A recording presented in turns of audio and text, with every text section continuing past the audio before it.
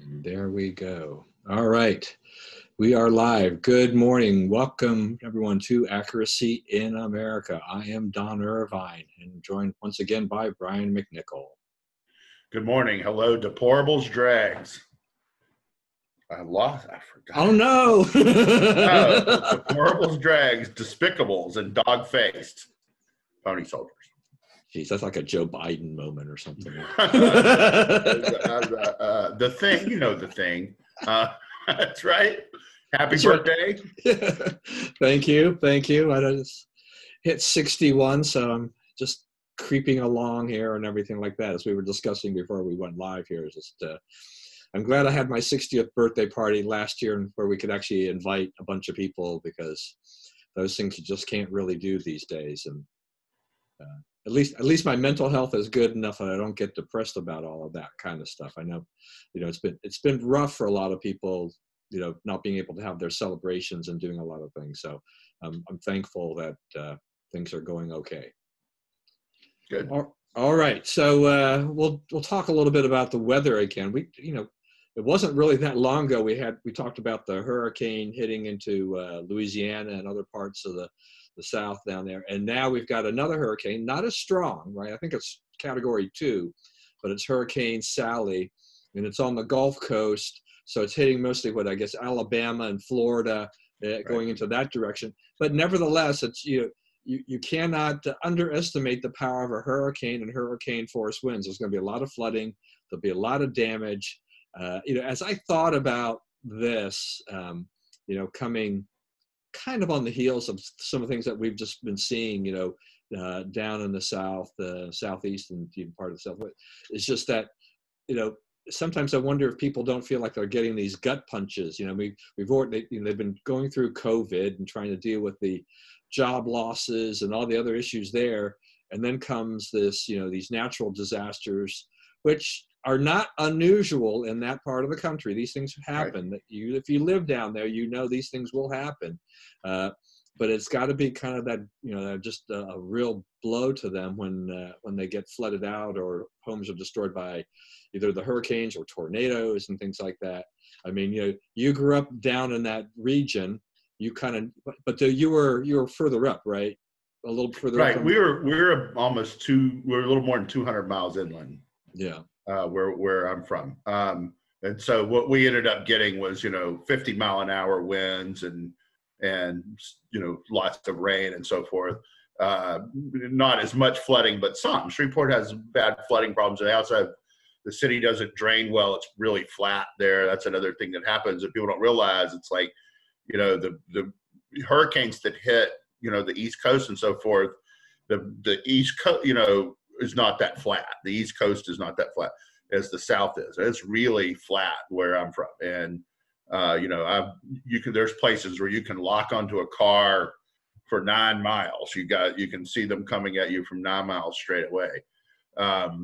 The problem with Sally is it's not all that strong, but it has some of the traits that Harvey had, which, dumped like 60 inches of rain on Houston. Right. It is basically in Mobile Bay or a little bit south of it. It's not, as you say, it's not kicking up huge winds. I think Grand Isle, Louisiana, the last time I looked was at about 40 mile an hour winds, right? Which is pretty close to there, but it's not moving. So it's just sitting and raining and producing some storm surge and so forth. So yeah, there's something going on with the hurricanes, and I don't want to. It's not global warming, but I don't remember hurricanes stalling out like this in this way before. Yeah, and up here, I mean, we do get remnants of storms. A couple days later after some more powerful storms. So we've seen a lot of rain up where we are. But I think you met Jerry Cave before when he was living up here, right? So Jerry's down there. Yeah, Jerry's down in New Orleans, and I don't know. When I think about him, he loves it down there, but he tends to be rather quiet when all this bad weather hits. He won't brag about New Orleans as much when they're under siege. That's right. But he'll talk. I guess, he coming from Maryland, he wanted to get out of high taxes and stuff like that. But I'm not sure that the politics in New Orleans is necessarily all that better than Montgomery County or Maryland in some respects. I don't know. Well, yeah, New Orleans has problems, and it's not. Louisiana is not a low tax state. They have 9.5% sales tax, and income tax is not that high. They don't raise a whole lot from it because of kind of the nature of the state. Yeah. But it's not a low tax state. Yeah. So it's but I think he has a son down there, so he's got his only grandchildren are down there, so it's perfect for him at this point. And sometimes there are people that just get fed up. I had an acquaintance of mine who used to live in Baltimore, and she was active in the Republican Party in Maryland. And at some point in time, she moved to Texas, and I guess she got married, and she's got some kids now. But she posted on Facebook, it's just, okay, to all the Maryland people, it's like, why are you staying there? It's like, why, give me some reasons as to why you would stay in the state. And she listed a bunch of things like this. And, it's true. I mean, people there are certain things that you do get fed up with. And she was one of them who just said, she's younger, obviously, and found an opportunity and got out. But, the older I get, even as I've talked about leaving here, when my wife and I start talking about, well, medical services are fine here. Yes, taxes are high, but we're very, we're extremely intertwined in our religious community and some other things. We have the shopping, we have all the things we need. We would love to be closer to our grandkids, but 700 miles, we can deal with that for now. We're still, we can travel there. So and when you've lived in an area all your life, sometimes it's hard. I mean, right. I mean, I have basically lived here for almost 61 years in the state of Maryland. My wife has been in the state of Maryland since she came to this country in 1974. So moving is hard, when you've been there that long. So I don't expect our kids to come to us anytime soon, but it's fine. I mean, I'm willing to live with the consequences at this point. All right. Yeah. The other weather event is something that's been going on for several weeks now, which is the wildfires that have been going out through California and into Oregon and things like this. This has attracted a lot of attention, not just because millions of acres have been burned, but, President Trump went out to California. Joe Biden has, held a press event out there. Kamala Harris has gone out there. I mean, her home state has been under siege with this. I did think it was interesting that, so we have Joe Biden, now calling the president a climate arsonist. But when Trump was sitting down with the California officials, including Governor Newsom thanked him for things they were doing. Right. So what's going on here? They've given him money. They've given him, but Trump is saying, though, the point that he makes in this is that, a big part of these problems are forest management. What happens is, during the Clinton administration, the no roads rule, right? And they closed all the roads through the forest. So there's no way to get in and clean out underbrush and so forth. So, that's, you're going back to the early 90s when this happened. So from the early 90s to now, it's, 25 to 30 years. Okay. All this underbrush is gathered on the floor of the forest. And when they catch on fire, there's all this kindling. So you have a very hot fire that's extremely difficult to battle, right? It's not just trees burning, it's concentrated brush and so forth burning, and it makes it a lot harder to put out. And there appears to be an element of arson there, some political violence, right, in some of those fires, especially not necessarily in California, but up further north. Conservatives started to point out that you can blame who you want for this, but it appears that, it stops at the Canadian border. So, it's something we're doing in the United States. It's not, if it was, climate change, global warming or whatever, why is it Canada having these problems? Why is it Mexico having these problems? Is because, we are, in the name of environmentalism, we hurt those forests. We didn't take care of those forests. What has to be managed now is where people and forest meet, those areas, right? And where the border between, the forest part of the world and our part of the world And, that's where we've kind of fallen down. The attitude became just leave it alone, just let it be natural and so forth. That's not really what's good for it, right? And especially if we're going to coexist with it. I guess you could do that if no one lived in California, but, California has more people than any other state. Yeah, so that's a really, really good point that you're making. One that no one, how come no one's talking about that aspect of it? It's like, okay, if California and Oregon and the forests are burning up and this is climate change, why isn't it happening elsewhere where it also can be hot and dry and all these other, climatic conditions, right? So here's what I thought was really interesting is that so I don't read it every day, but I get an email from Bloomberg Green. So it's basically, Bloomberg's big effort on all this environmental stuff. And today, the main article was from somebody who writes for, I think it's called the Climate Report or whatever. But it wasn't, well, I thought it was interesting. It wasn't a complete climate change screed about we've got, we're in an emergency and we're in a crisis situation. In this article, the person who wrote this mentioned controlled burns, the bureaucracy, some of the bureaucracy and some of the things like that. Also talked about people building homes in areas, right, that are, into the more of the forest areas where there's more danger for that. Where localities are trying to increase their tax base, right? Right. They're permitting houses in places they didn't before. Right. So it was interesting. It was, here I'm expecting a complete one-sided, total left-wing, screed about this. Kind of coming from the progressive wing, what Joe Biden has bought into and stuff like this. And I'm like, this was actually somewhat reasonable. I mean, obviously brought up climate change as part of the problem, but didn't necessarily say that climate change was the only part, was the sole reason for all of this. And this is what this is what Joe Biden and Kamala Harris and the Democrats and the lefties, they've got to wake up and listen to this. I mean, when Gavin Newsom praises, Donald Trump, you're like, whoa, what's going on here?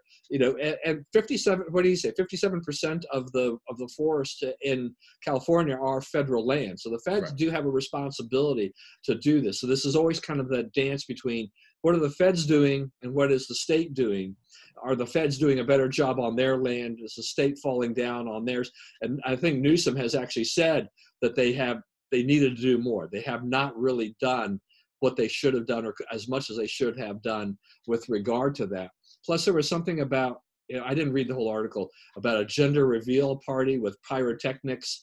This is also, the other part of this is the human element of stupid, right?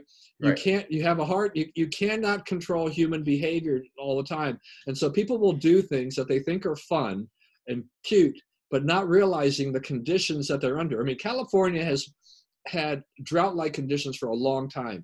So you have to be aware that if you're living in California, particularly in Southern California, and then now even in Northern California, that you have to be careful about what you do. And so, a little bit of carelessness can have devastating effects. And California has seen this year after year after year with this. I mean, the utility company has paid a very heavy price for fires that have been blamed on them, which, I'm a little dubious about some of that. I mean, I tend to look at that initially, maybe it's my knee-jerk reaction of, these, public utility commission types, who can we blame? Let's blame the utility company because utility company is the big bad person.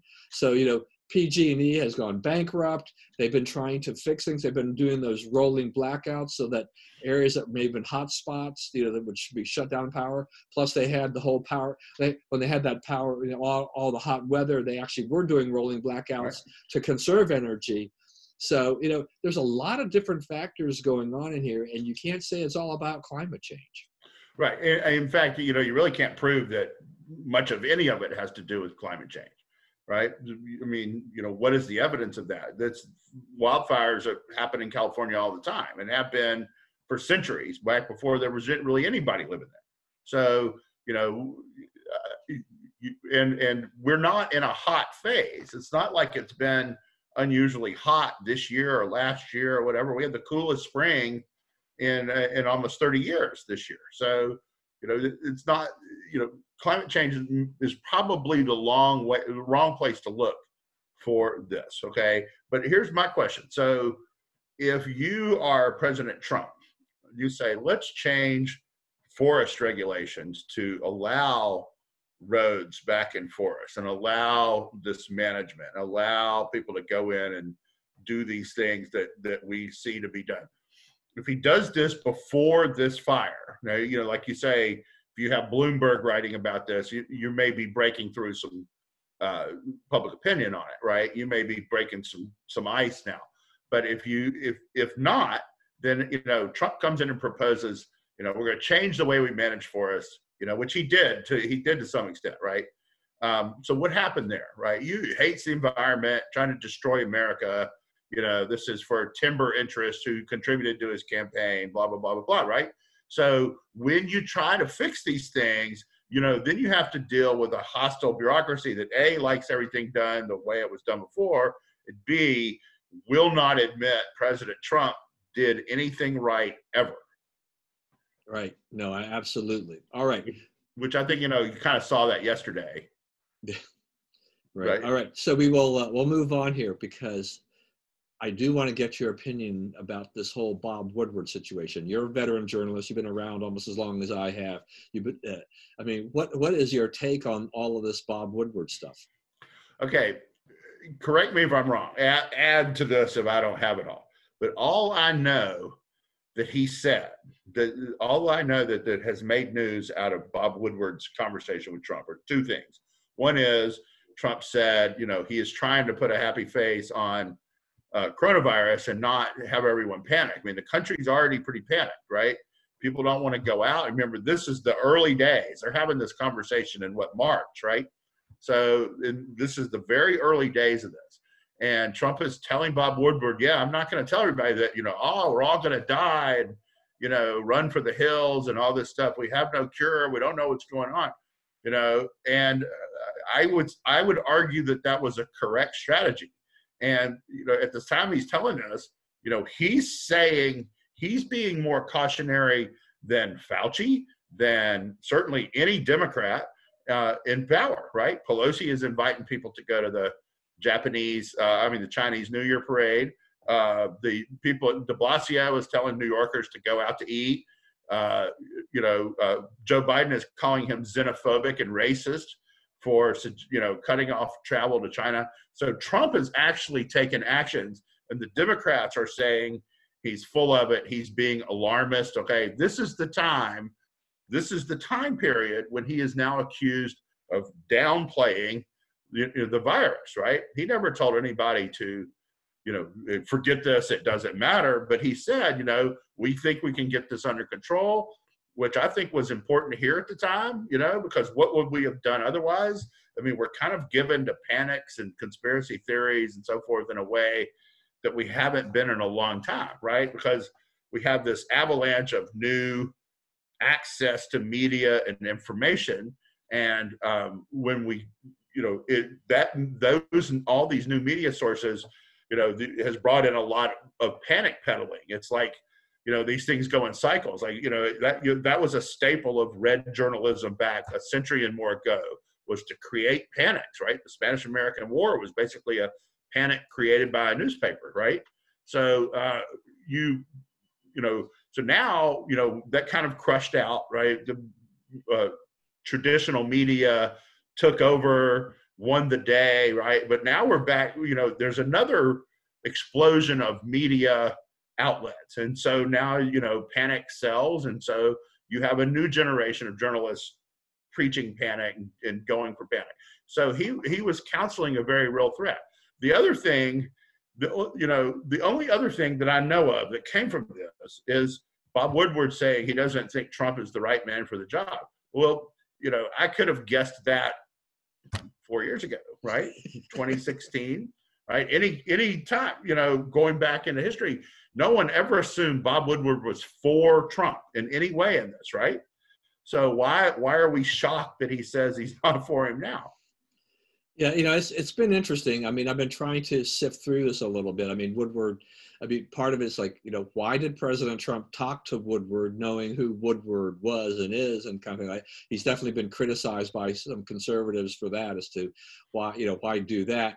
But I understand the general idea of saying, we have this information. We're going to do everything we can, but we don't want to panic the public. Who knows what the Democrats would have done, because that's just in hindsight, and they're not in control. So you can't, they can say anything and they want about how they would have handled the situation. There was that comment, I guess, Trump made about that he knew that the virus was very deadly and everything like this. So I mean, there are things that he's being heavily hit on for this. Right. And Fauci says he'd never said a false word, right? He didn't do anything to mislead anyone on this. Fauci would seem to, they keep waiting on Fauci to trash Trump, and he keeps, missing the opportunities to do so, So, I mean, I'm looking at this and I'm like, how is Trump really hurt by it? What's the profile of the voter who's like, I'm totally voting for Trump. And, but now I heard this Bob Woodward stuff and I'm not. Who would do that, right? Because it kind of, everybody got something that sort of confirms their prejudices one way or the other, and not much more. So, I think it's much ado about very little. Yeah, I mean, we don't know exactly what the fallout is or will be. I mean, this is too unpredictable a year with the election. The polling, I just don't see it. Can be as accurate as it would have. Well, not that it was always very accurate, I should say, but not that it gives us a real good glimpse of things. I mean, we don't have traditional campaigning for the most part, so it and we have all these other things that are hanging over us. But I do wonder if. Let's talk about that for a second. So something's going on with the polling, right? Some which way. Trump is up to 52% today on Rasmussen. The other question Rasmussen has done this week that's made a little bit of news among the few of us who care about these things is they asked the question, how big a part of how you decide to vote will be the riots and the unrest and how it's being dealt with. And about 70% of the voters said that's a big part of how they will decide to vote. And more than 2/3 of that 70% said, they were voting for Trump because they viewed him as better able to deal with the riots and so forth. So, if he's 52% on Rasmussen, which was, 5 points higher than Obama was at this stage of his reelect, and the dominant issue in the country is the riots, and 2/3 of the voters back Trump's version of how to deal with the riots. How are, Dornsby, USC Dornsby this morning has Biden 7 points ahead nationally. USA Today has Biden 9 points ahead nationally. What's going on? How does this happen? You see the events. I mean, you see if you follow Twitter, the people on Twitter I do, it's like you get pictures every day of whatever Biden's trying to do, and there'll be like 4 people sitting in those little circle chairs, right? And him up there talking. He had his Labor Day picnic. There were 5 people there. Yesterday he went to Tampa. There were way more Trump supporters waving signs in his face than people there for Biden. Harris is showing up for events at which fewer than 10 people show up. That's worse than Tim Kaine. And there's some evidence that they are holding her off the campaign trail because she's not resonating well with voters. Yet somehow these guys are 9, 8, 7 points ahead. I guess it's possible, but just like where's Biden's boat parades? Can Biden go in the middle of the desert in northern Nevada and get 50,000 people to come see him? I don't think so. I mean, he should go try. Oh, we're not doing that because we all wear masks and we're afraid of each other. That could be true, but I mean, every way that a campaign can express enthusiasm around itself, Trump is doing massive and Biden is doing nothing, but yet somehow Biden is considerably ahead and pulling away. It's like, it does not make sense. There are theories that, they want to plant in people's heads the idea that Biden is winning. And so if Trump wins on November 3rd, this has to be illegitimate. He must have cheated because, he was, so far ahead Biden was so far ahead in the polls, he could not have lost. Okay. But something's not right here. Something is out of whack in Yeah. how polling is being done and how this information is being captured.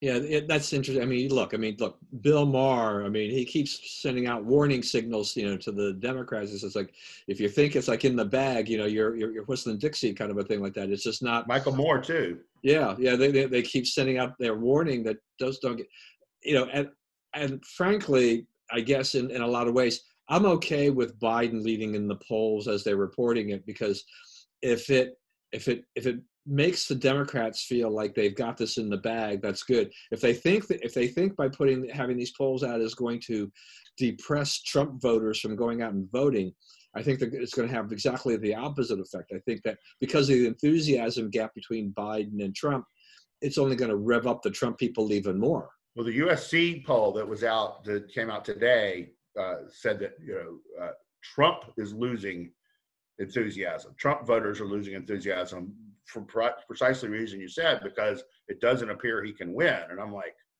that doesn't square with anything I know, right? But they have, whoever they asked, that's what they told them, I guess. All right. So you were leading. Your comments actually were a good segue or a good lead into what I was going to say before, which was just on what are the issues kind of driving this election? Because normally in a presidential election year, the economy tends to be right at the top of the list. It appears to be now that the economy is not at the top of the list, that it is things like the riots, it is things like the COVID handling have taken precedence over the economy. The economy's doing okay. It's not going gangbusters, but they had a very quick recovery. It's there's evidence that it's plateauing right now, but it's probably going to be just okay by the time we hit election day. So it's not going to be the issue that the Democrats can really use. Biden has been trying to use it against Trump, but I don't think it really resonates with them, with the voters. The place that the Democrats hit them hard, and if they're winning anything on, is on COVID response, and they're using the Woodward stuff, as part of that.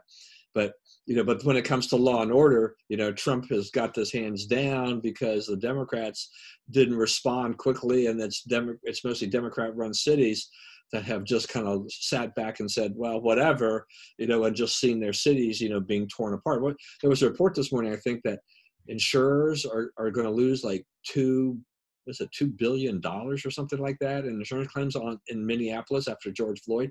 In what world, what universe is this, legitimate? Is this even acceptable? Well, I think the Trump campaign spent $70 million yesterday on to start running ads talking about his economic performance. The Standard & Poor's and NASDAQ are setting records on a more than once a week basis. The Dow got back above 28, right, at one point, but I think it's below it now, right? There's been a little bit of backsliding on that. And like you say, it's leveling out some. It was white hot for 3 solid months of recovery, and now everything that can kind of start back up now has started back up. And the things that are not are largely because they're not allowed to, right? With things that aren't started back up now are things that are not allowed to be started up. So, that's, the AOC strategy is try to keep everything closed as long as you can until, to hurt Trump electorally as much as you can. So, that's what they're trying to do, is hurt the economy, and they don't care, right? They don't care about you. This is all about what happens on November 3rd. So, I think that's about to become a big issue. I don't know how long it can be ignored. Like, we had the clown situation yesterday of, Trump is at the White House. He is signing a plea, maybe you have to be our age to get this, right? He is signing a peace accord between Israel, Bahrain, which could not have signed it without the approval of the Saudis, right? Saudis have a lot of influence on Bahrain, and United Arab Emirates. They're saying there's 5 to 7 more countries ready to join this as quickly as possible, quite possibly including Saudi Arabia, which is the biggest leap, right? Saudi Arabia has the two, Mecca and Medina, the two holiest sites of Islam. So it's always been more of a political challenge for Saudi Arabia than these other countries to normalize relationships with Israel, even though they have been working together on stuff throughout the Trump presidency. I mean, this was an amazing and, once in a lifetime diplomatic achievement that was achieved yesterday. So they're having this, they're showing it on CNN, the signing and the speeches and so forth. And the caption of it, the chyron says, no mask, not socially distanced at White House event. Not what's this event, not historic this and that, not allowing for the fact that obviously anybody that gets into these things is getting tested, right? Just, they're not wearing masks and they're not social distance. Like, there's missing the story, and there's missing the story, right, by a long, long way. So, but that's an amazing thing. And as these other countries sign up for it, there'll be there could be 2 or 3 more of these by the election. The other thing is, if you like this, if you think peace in the Middle East is good, the formula the Trump administration used to make this happen would not, under any circumstances, be replicated under a Biden administration. If he gets elected, all this progress is lost because, it's set up by, like, for one thing, they went around the State Department instead of using the State Department and its old formulas and nostrums and, necessarily including the Palestinians in any step forward. They said, let's go to the people involved and, see what it would take to make a deal, right? And we're able to do it without, outside of the usual process. This is all, Trump's whole operation for this is about 4 people, right? It's not any more than that. And the other thing he is hinting at, and I think it's quite possibly true, is sometime after the election, assuming he's reelected, you're going to see Iran join this deal, right? Right now, he's like organizing all Iran's enemies against it. But we're not far from Trump and the Iranians having a breakthrough. So, because he's working on it, and, all the other stuff he's worked on has eventually worked out. I don't understand why this one wouldn't. So, I mean, these are big, dramatic accomplishments that can't be denied. And he has all these Nobel Peace Prize nominations, right? Who'd have thought that? Who'd have thought anybody would ever laud Trump for this? So, it remains to be seen. But, he's stacking up a foreign policy record that no recent president can touch, going back to Ronald Reagan. So, I don't know how long that you can ignore that the economy is doing well, and the foreign policy has never been better. It's also, we've worked out things with Mexico and Central America and so forth, where the caravans are no longer a problem, right? When's the last time you heard about a caravan, right? So, I don't know how long people can say, okay, this guy's terrible at being president when he's doing all these things. Right. And, I don't know if you saw this piece in the Post, but there's a guy who is on the foreign desk, but he was trying to blow apart the whole notion about these peace accords, these peace agreements. He says, you can't have peace when there has been no war. And went on this whole thing. And I just thought, well, this is dumb, but this is what happens when you've got these progressives, these liberals. They see this is a monumental thing that's happening in the Middle East. And then they also have the Taliban, right, and the Afghan government coming. Right. We have multiple things going on throughout the world, and this is well, you can't have peace if you don't really have war. And this is what happens when your whole purpose is to criticize Trump. Yeah, right. It's not even to report the news; it's criticize Trump.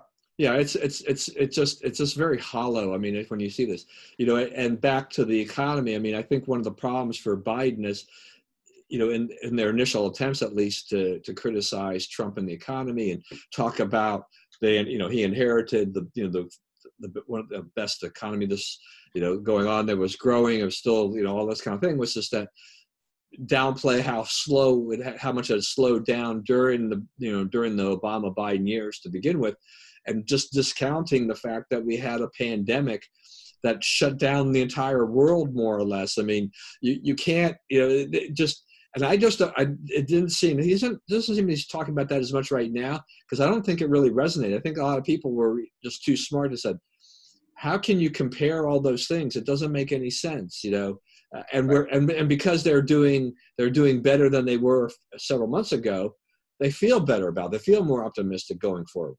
Right. And there's, money being lent again and spent and so forth. And I guess consumer spending went up again this month, but not as much as it had been going on.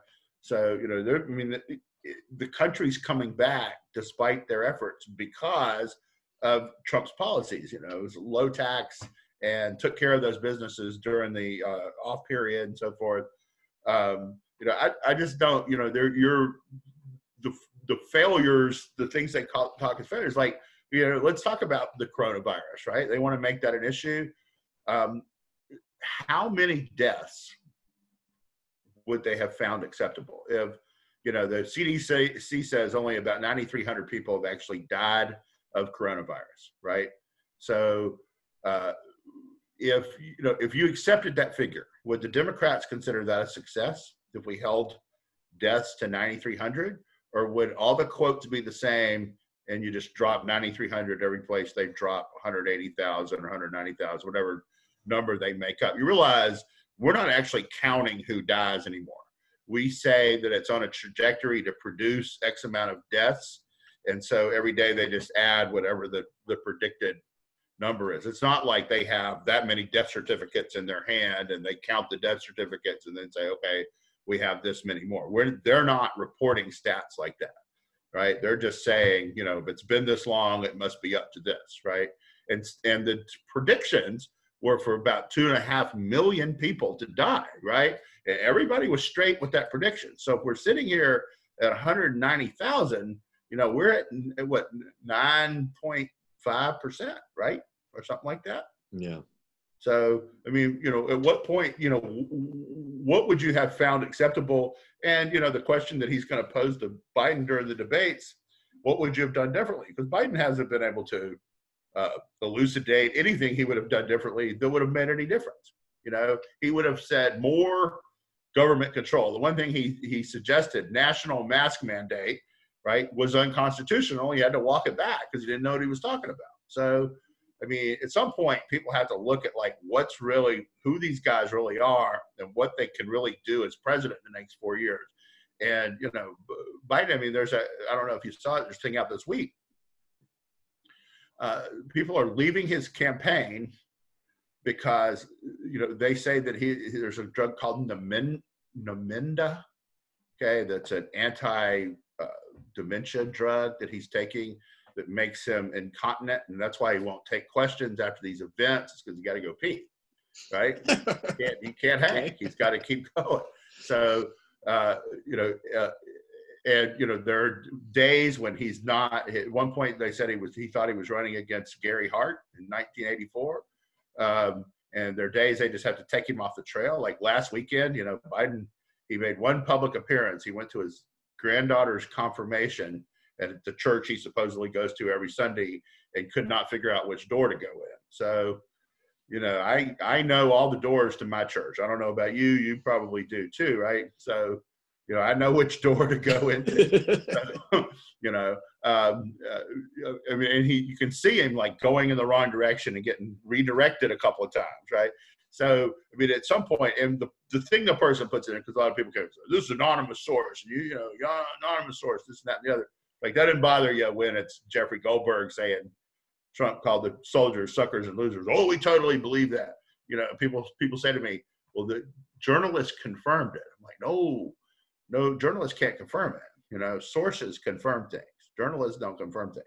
Hey, right? What happened to that story anyway? It got, right? Jeffrey Goldberg himself said he's no longer sure it's true. Yeah. Well, if you're not sure it's true, why did you print it? So, it's just one hoax after another. But, we're getting close to the end. At some point, Durham will finally wrap up his little investigation and we'll see if he had anything. I'm to the point now where I'm not sure it's hard for me to imagine that there will be findings in the Durham investigation that will change a lot of votes, right? All those people that signed FISA warrants, they'll get some kind of slap of the wrist crime. The owner will do a day in jail. It's like, oh, we got to keep, people tell me, you got to keep waiting. It's got to be complete. It's got to be solid and so forth. Like, American people need to know if the previous administration was spying on Trump's campaign for political purposes. That's something we need to know before we vote. And if you don't have all your I's dotted and your T's crossed by then, okay. But that's a fact in and of itself that they should be able to isolate and tell us. Yeah, I don't know.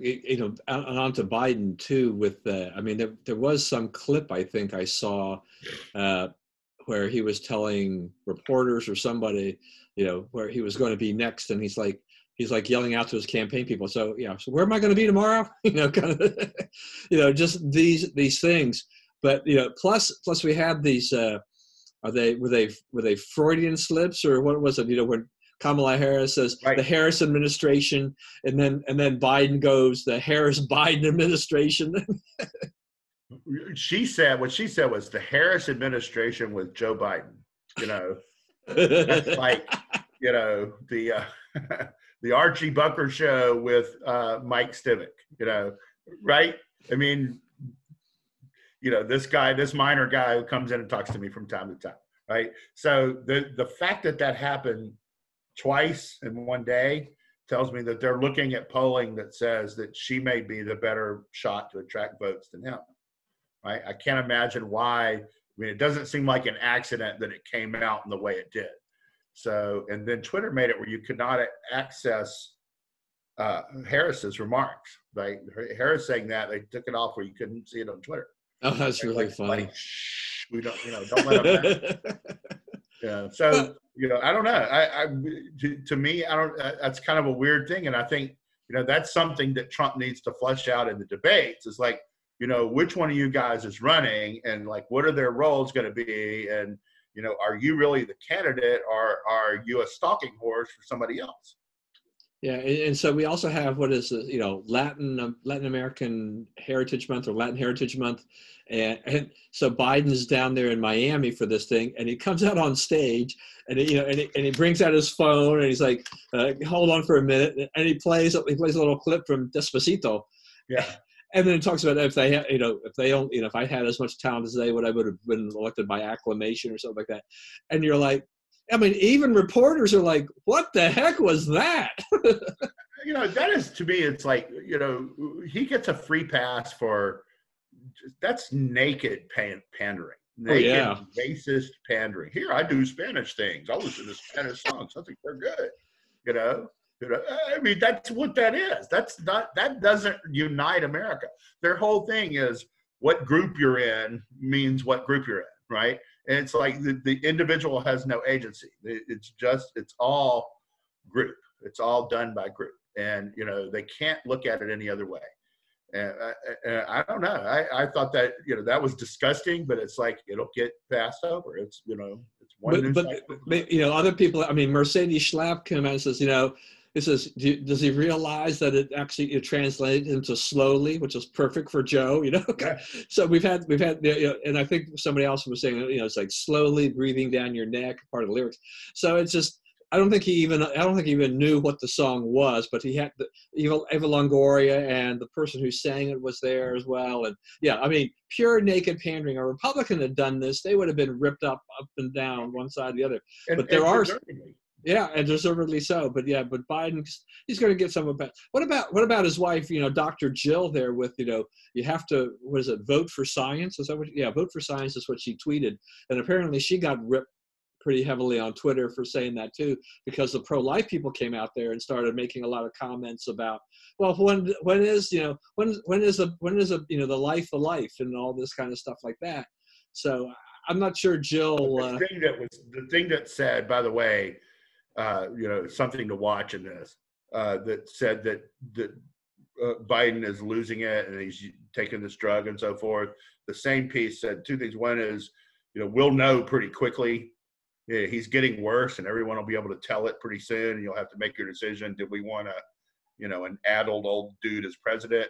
And the other thing is, like, uh, there's agreement in the campaign that this guy probably should not be president, but he can't drop out because she is dead set on being first lady. That she's actually extremely power hungry and not a good person.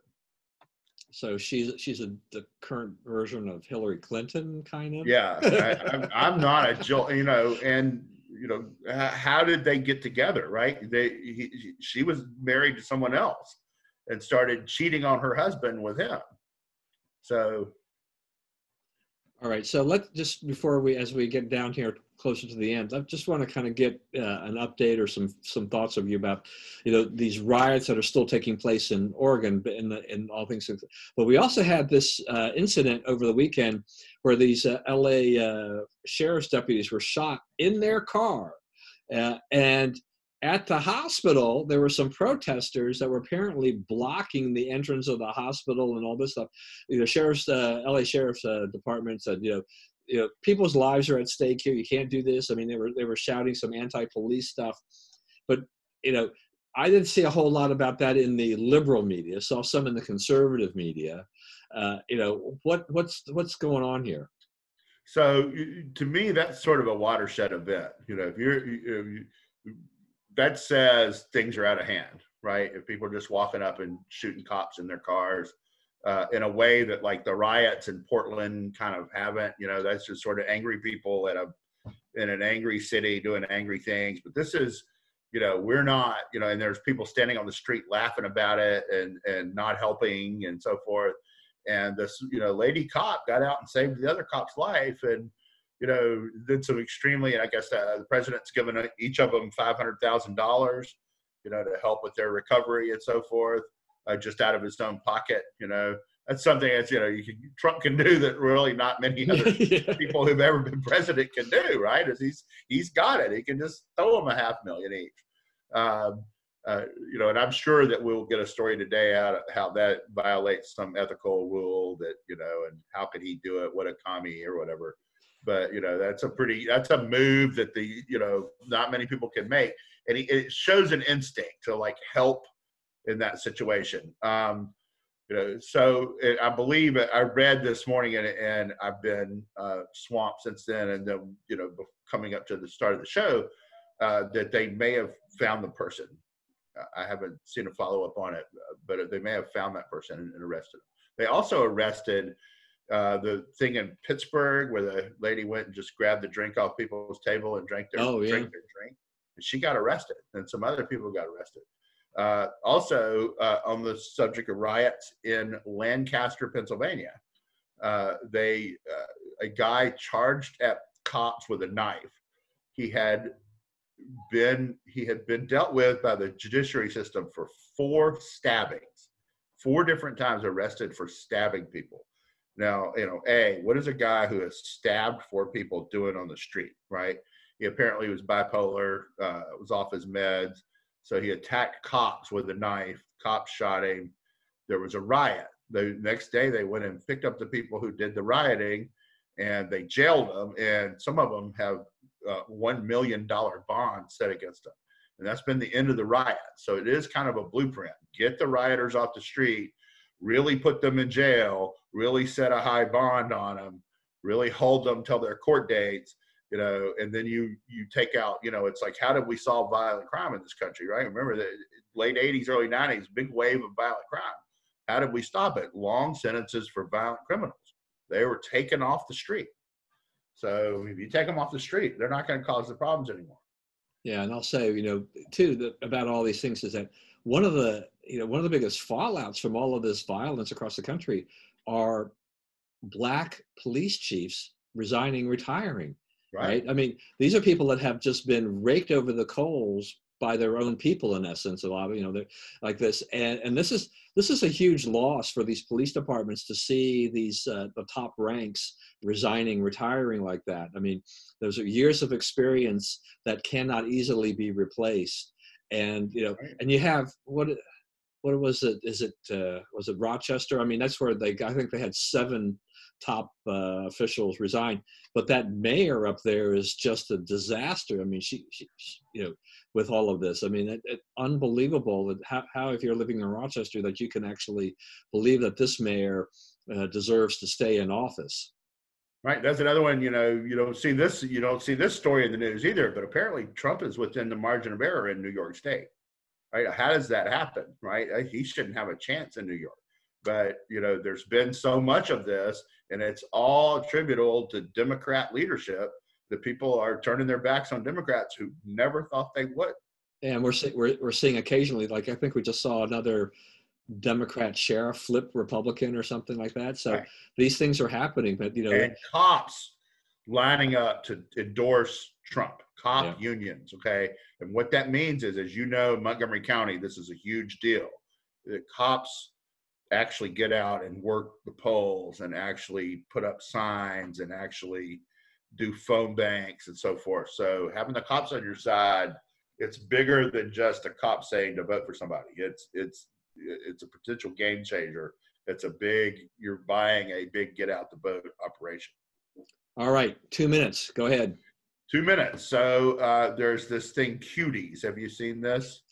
Well, I know about it, but I haven't seen it. And I don't know. I don't think I'm going to be watching it. They're on TV, and I watched it all the way through once, and then someone said, "Show me," and I couldn't watch it all the way through the second time.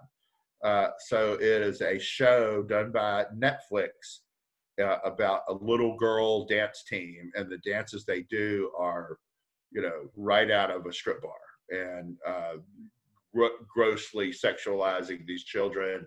And the left is saying, what's the problem? I mean, you're having a real bid by half the people in this country to say, or the party that supposedly represents half the people in this country, to say that pedophilia is okay, that it's not something we should worry about trying to stop. I don't see that being viable for long. I don't see there being a big groundswell of support for pedophilia in the United States. I could be wrong, but this is disgusting, and it's costing. I think it's already cost Netflix $2 billion in lost subscribers, and I hope it costs them a lot more. One more thing, Bill de Blasio has canceled the Macy's Thanksgiving Parade, which is ridiculous. But well, I mean, I couldn't quite understand what the plan was. I guess I didn't read the whole thing. Is that, I mean, there's nobody on the street. I mean, they're going to do it for television only, right? I mean, that's the way it does. I don't know. But the other news, ball games, part of baseball is the crowd, right? And they pipe in the crowd noise, and you're like, no, that's piped in, and it doesn't really match right, But I mean, without the crowd, you don't have the event.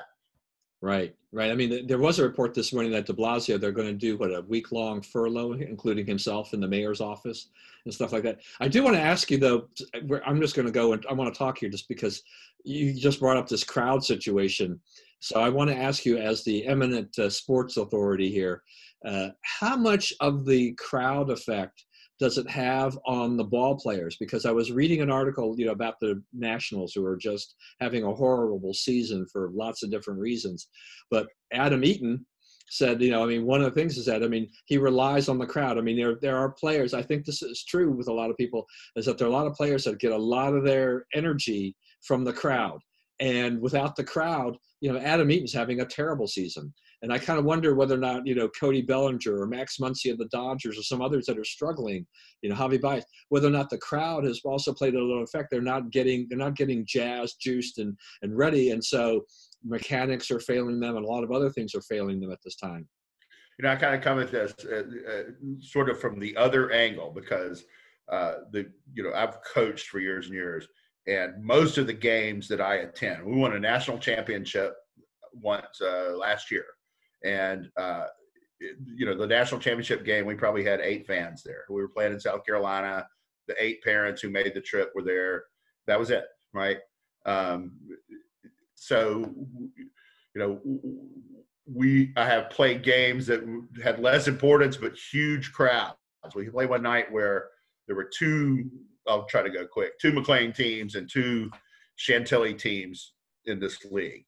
and the two, each McLean team was playing a Chantilly team back to back. And we were the first of the two. And our game kind of had the most bearing on the league standing. So as this game is going on, like the parents for the second game were showing up. And by the end of it, the gym was full and it was rocking. And it like changed the whole game and the way the kids viewed it and what they remember about it and so forth. And, it makes a ginormous difference to athletes to be playing in front of a big crowd as opposed to, crowd noise, which I don't even know if they hear. I don't know if that's added to what we hear, Yeah, that's true. Actually hear it. My belief is that really all the players are hearing are the benches, the chatter on the benches, right? Which caused some problems itself in the early going because they were chirping at each other. Right. And that gets into your head too. You're trying to ignore it, but with the crowd noise, you can't hear most of that stuff. I mean, think about Seattle. I mean, they talk about the crowd there, what a big effect it has on the players in Seattle, right? For the football team. So yeah, I think a lot about that. But yeah, the whole cuties thing. I don't know. The thing that gets me about this is that the people that are behind it are saying, but we are trying to talk about like this exploitation. This is a positive film to try to show the world what happened. It's like, come on. Here's another thing that I ask about all these things.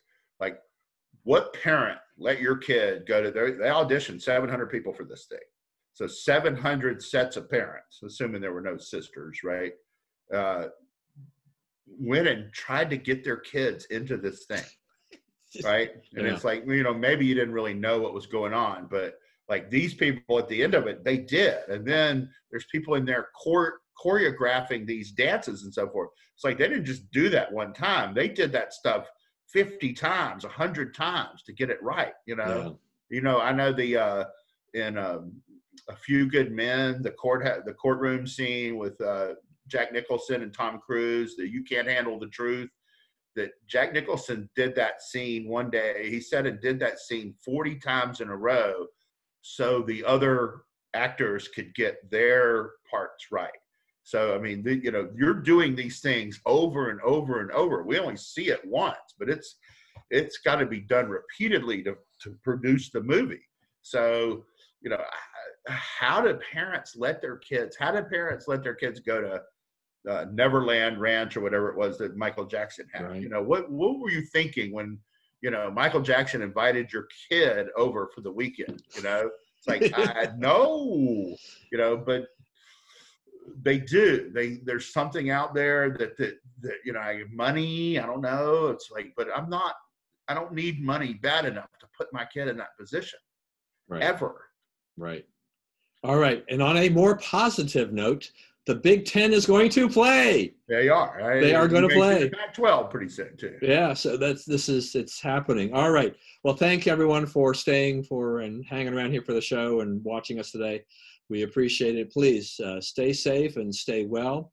Remember, we live in the greatest country in the world. Do not ever let anyone tell you otherwise. God bless America, and we will see you again next week.